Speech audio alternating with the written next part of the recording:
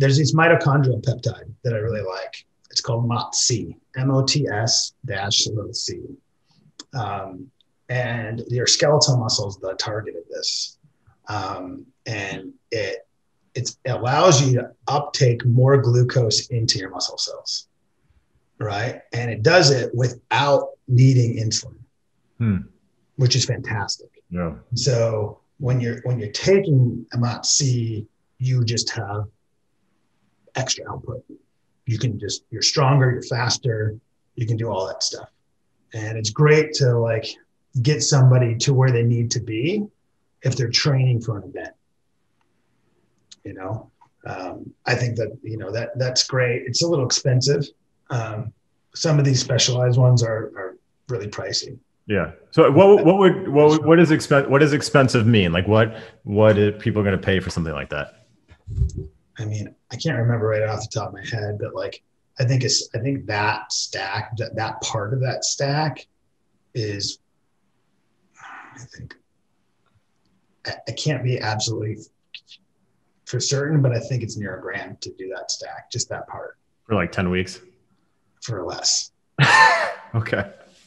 So, I mean, I got to say it the obvious. I mean, these peptides are a little bit for your privileged, right? Because, most people aren't going to be able to afford all of this. Do you see a point when these are going to become a little bit more widely available? I think that they're going to come down. It's just that right now, if you want to get them, you have to get them from certain compounding pharmacies. Yeah.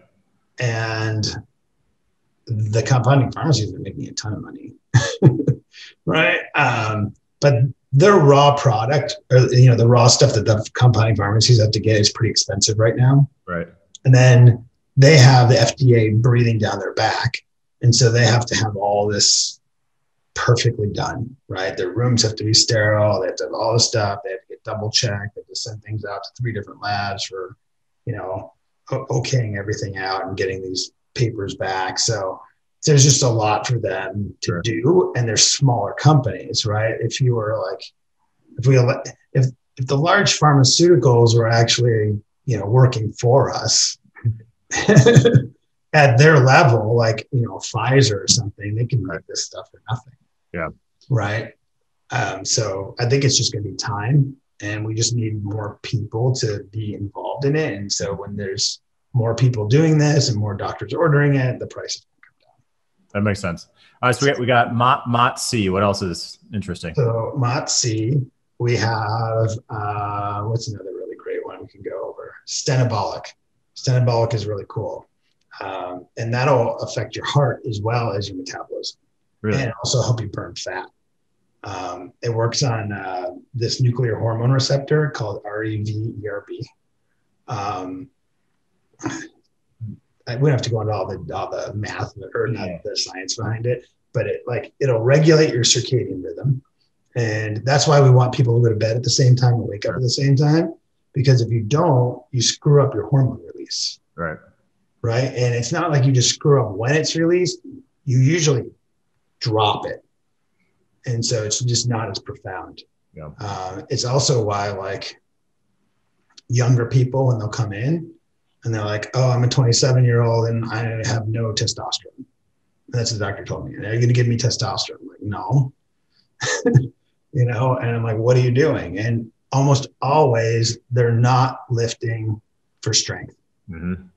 And then once they start lifting for strength and they actually sleep well and they're eating well, then their testosterone. Yeah.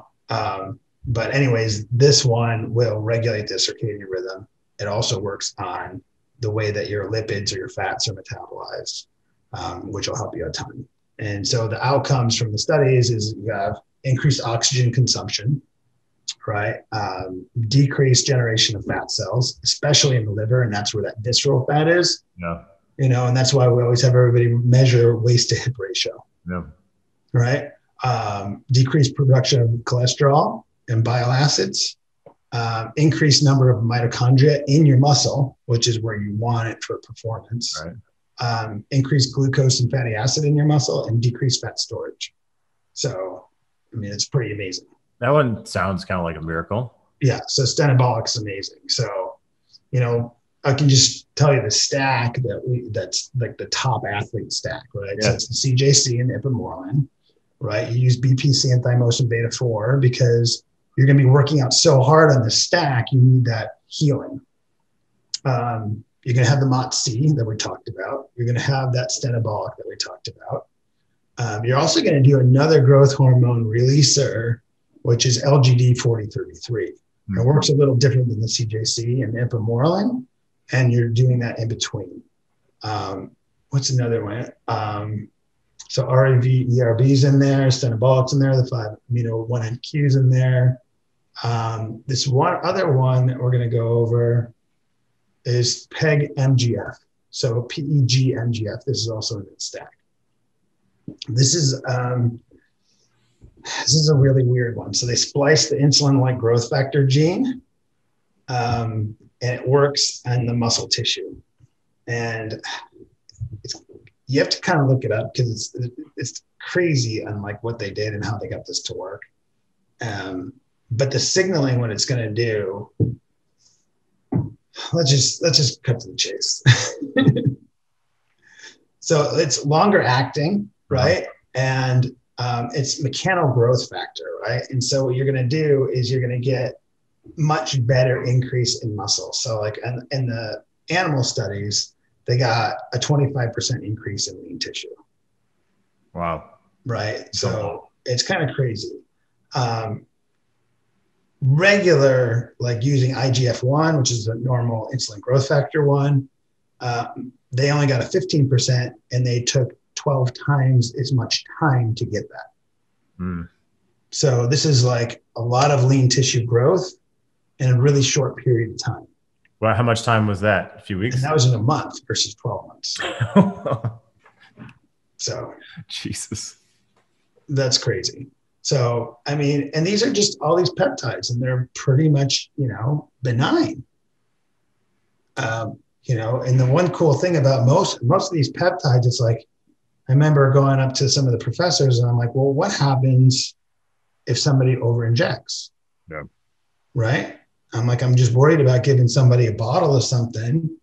If there's something, can they cause themselves, congestive heart failure or, something, serious? Because I know someone's going to sit there at home and I'm going to tell them what to do, but they're going to be like, oh, I want more. Right? What's going to happen? And pretty much nothing. So I mean, there's just a point of like diminishing returns, right? Like, right. The more isn't necessarily better with these. I mean, as everything I've read and I've talked to you about.